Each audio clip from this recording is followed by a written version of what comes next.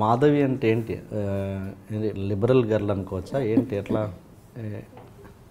In the sense anything no.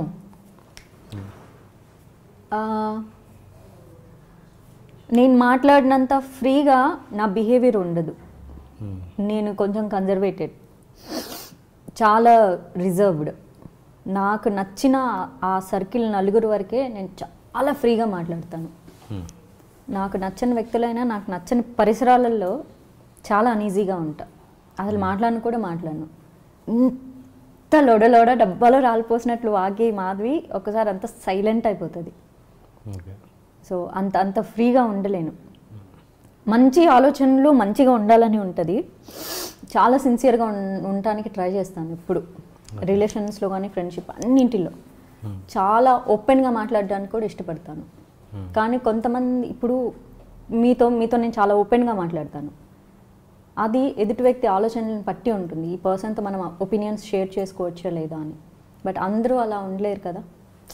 అవతల రిఫ్లెక్షన్ని బట్టి మనం ఎదుటి పర్సన్తో ఎంతవరకు మనం ఓపెన్గా మాట్లాడవచ్చు అన్న దాని మీద బేస్ అయి ఉంటుంది.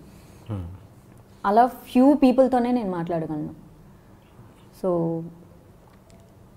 మీ పాయింట్ ఆఫ్ వ్యూ లిబరల్ అన్నదానికి నాకు ఎగ్జాక్ట్ మీనింగ్ తెలిస్తే అంటే మగవాడి లక్షణం ఎలా ఉంటుందంటే, ఇప్పుడు సపోజ్ నీలాంటి అమ్మాయి అందరితో అలా బడబడ మాట్లాడడం అనుకో, లేదా చాలా ఓపెన్గా చాలా క్లోజ్గా మాట్లాడినప్పుడు మామూలు జనరల్ మగ లక్షణం ఏముంటుందంటే, ఓకే ఈ అమ్మాయికి అడ్వాన్స్ అవ్వచ్చు అని ఉంటుంది. న్యాచురల్ హ్యూమన్ ఇది అలా ఉంటుంది.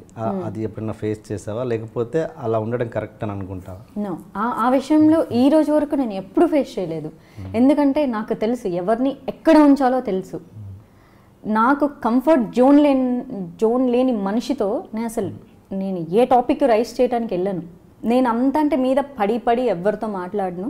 బేసిక్గా అభిప్రాయాలు పంచుకోవడం వేరు, పడి మాట్లాడడం వేరు.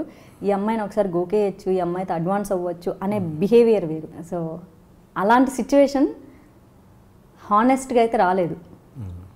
అలాంటి అభిప్రాయం మనసులో అంటే ఉంటుంది ఎవరో ఒకరికి, ఈ అమ్మాయి బాగుంది, సో ఈ అమ్మాయిని ట్రై చేసుకోవచ్చు అన్న ఆలోచనతో నా దగ్గర వచ్చి నాతో మాట్లాడి ఒక గంట సేపు మాట్లాడిన తర్వాత నన్ను ఫ్రెండ్గా ట్రీట్ చేసి వెళ్ళిపోయి ఫోన్ చేసి చెప్పిన సందర్భాలు ఉన్నాయి. నేను వచ్చిన ఇంటెన్షన్ వేరు, నేను వెళ్ళిపోయిన అభిప్రాయం వేరు, నిన్ను చూసి కలిసాక వెళ్ళిపోయిన అభిప్రాయం వేరు అని. సో అలాంటి సందర్భాలు చాలాసార్లు ఉన్నాయి. అలా ఎందుకు వెళ్ళిపోయారంటే నేను అలా బిహేవ్ చెయ్యను కాబట్టి. లైఫ్లో ఒక్కసారి కూడా జరగలేదు. నువ్వు చాలా అడ్వాన్స్డ్గా బిహేవ్ చేస్తున్నావు, నువ్వు చెయ్యేసావు, నేను కాలేస్తానన్న సిచ్యువేషన్ ఎప్పుడు రాలేదు. Never in my life. Bend తీస్తాను ఒక్కొక్కడికి. అంటే అలా ట్రై చేసేవాడు తప్ప ఏంటి? తప్పని నేను అన్ను. అంటే నేనేమంటున్నాను, ఆ కంఫర్టబిలిటీ ఉండాలి కదా. ఓకే, ఆ కంఫర్ట్ ఉంటే నీ ఇప్పుడు ఒక ఫ్రెండ్ ఉంటారు, ఫ్రెండ్సే అనుకుందాం, క్యాజువల్ ఫ్రెండ్స్, స్కూల్లో కానీ కాలేజ్లో కానీ బయట కానీ, ఆ కంఫర్ట్ జోన్ని పట్టుకొని అది కాదురా అని చెయ్యేసి మాట్లాడతాం, బాయ్స్ అయినా కూడా. ఆ కంఫర్ట్ లేకపోతే మాట్లాడం కదా, ఎంత దూరం నిలబడి మాట్లాడతాం. ఆ చిన్న ఒక లైన్ ఉంటుంది, దానికి భయపడతారు నా దగ్గర. ఆ లైన్ ఎంతమందికి టెన్షన్ వస్తుంది వాళ్ళకి. ఆ లైన్ ఎంతమందికి ఇచ్చేవాళ్ళు? ఏది ఆ లైన్ క్రాస్ అయ్యేంత లైన్? అదేగా చెప్పింది. కాలర్ చూడండి, చిన్న కాలర్ వేసుకొచ్చా, కాలర్ ఎగ్గరేసుకొని చెప్తాను. నేను అలా చూసి 100 మంది అబ్బాయిల్లో ఒకరినే ఫ్రెండ్గా సెలెక్ట్ చేసుకుంటా. అంతమంది ఒక 10 మెంబర్స్ గ్రూప్ మాట్లాడిననుకో, అందులో ఒక డీసెంట్ ఉంటారు ఆబ్వియస్లీ. వాళ్ళ బిహేవియర్, వాళ్ళ కల్చరు, వాళ్ళ అమ్మాయిలతో మాట్లాడే విధానం కూడా చూస్తాను నేను వేరే అమ్మాయిలతో. సో అప్పుడు నేను మాట్లాడతాను. బయట ఎవరో అమ్మాయికి వాల్యూ ఇచ్చినప్పుడు ఫ్రెండ్కి డెఫినెట్గా ఇస్తారు. ఆ ఎథిక్స్ వాల్యూ తెలిసిన వాళ్ళు మాత్రమే నా ఫ్రెండ్స్ లిస్ట్లో ఉంటారు. వాళ్ళు ఎప్పుడు క్రాస్ చేయరు. ఇప్పుడు మరి ఇంత ఓపెన్గా ఉండే మాధవి సినిమాల్లో హీరోయిన్గా చేసినప్పుడు, అంటే ఇప్పుడు చేయట్లేదు కాబట్టి, ఇప్పుడు కొంచెం గ్యాప్ వచ్చింది కాబట్టి అప్పట్లో అని అంటున్నాను, అప్పుడు హీరోయిన్గా చేస్తున్నప్పుడు ఎందుకు లేవు అంత ఓపెన్గా, అంత ఇదిగా, ఇంత స్ట్రైట్ ఫార్వర్డ్గా అప్పుడు ఉన్నావా? ఎలా? నా మైండ్ సెట్, నా బిహేవియర్ చిన్నప్పటి నుంచి ఒకేలా ఉన్నాను నేను. అప్పుడు ఇప్పుడు అసలు ఎప్పుడు మారలేదు.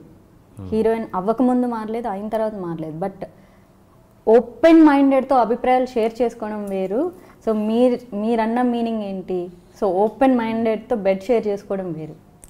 అదే నేను అలా అనట్లేదు, బెడ్ షేరింగ్ దాని గురించి మాట్లాడదు. ఇంత ఓపెన్గా అప్పుడు కూడా షూటింగ్ నడుస్తున్నప్పుడు కూడా ఉన్నావా? ఇంత కమాండ్గా ఇంత ఆర్డర్ చేసే టైప్లో ఉన్నావా? అది నేను అనేది. ఎప్పుడు ఒకేలా ఉంటాను అంటే షూటింగ్లో నేను వెళ్ళి డైరెక్టర్ని కమాండ్ చేయలేను కదా. దాని గురించి మాట్లాడలేదు, అది ఇంత స్ట్రైట్ ఫార్వర్డ్గా అది ఎప్పుడూ స్ట్రైట్ ఫార్వర్డ్. నా లైఫ్లో నేను మారానని ఇంతవరకు ఎవ్వరు చెప్పలేదు. ఐ మీన్ నాకున్న ఫ్రెండ్ సర్కిల్లో అసలు మారవా అని అడిగారు. ఎప్పుడూ ఒకేలా బిహేవ్ చేశాను. బట్ ఇలా ఉండడమే తప్పేమో కాదు, తప్పు. ఇండస్ట్రీలో ఇలా ఉండకూడదు. అంటే అది కదా, ఇండస్ట్రీలో అవకాశాలు ముఖ్యంగా అమ్మాయిలకు సంబంధించిన అవకాశాలు వాళ్ళు ఇచ్చే చనువును బట్టే ఉంటాయి. Is it true? ఎస్.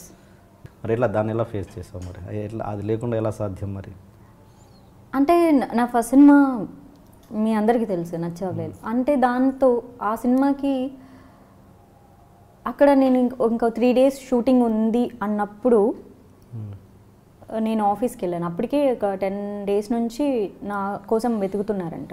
అంటే ఒక ఫోటో చూశారు నాది. సో ఈ అమ్మాయి అయితే ఈ రోల్కి చాలా యాప్ట్గా సరిపోతుంది, ఇన్నోసెంట్ లుక్స్ ఉన్నాయి, సో కరెక్ట్గా సరిపోతుంది. So the girl next door.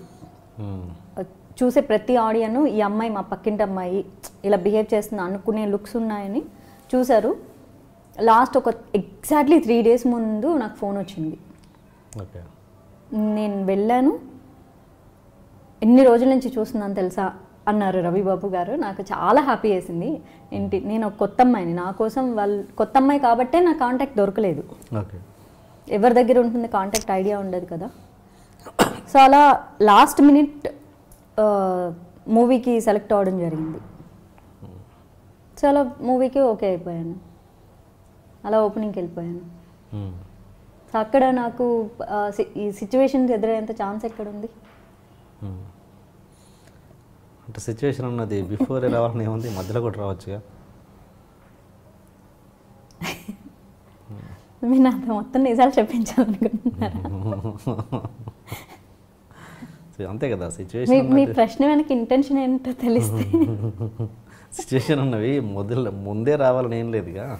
ఇప్పుడు అది ఏదైతే ఎక్స్పెక్ట్ చేస్తున్నారో ముందే దాంతో స్టార్ట్ చేయరుగా, ఎవరు మధ్యలో రావచ్చు.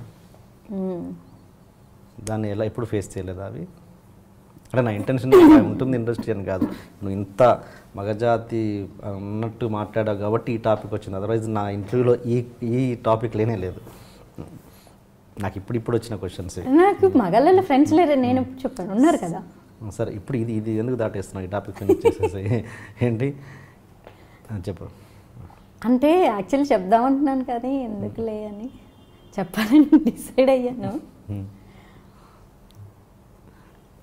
ఈ ఇంటర్వ్యూ చేద్దామని నువ్వు అసలు నీకు నువ్వుగా కోరుకున్నావు, మళ్ళీ ఇప్పుడు నువ్వు దాటేస్తే ఎట్లా ప్రతి క్వశ్చన్?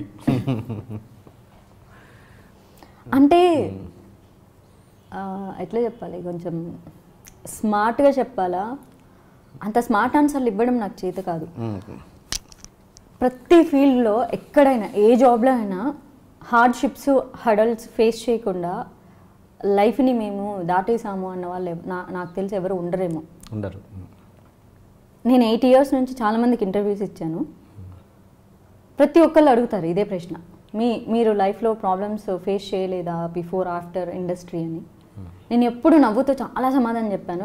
నేను చాలా luckiest girl, I never face this kind of things అని అందరు హీరోయిన్ల లాగే నేను కూడా చెప్పాను.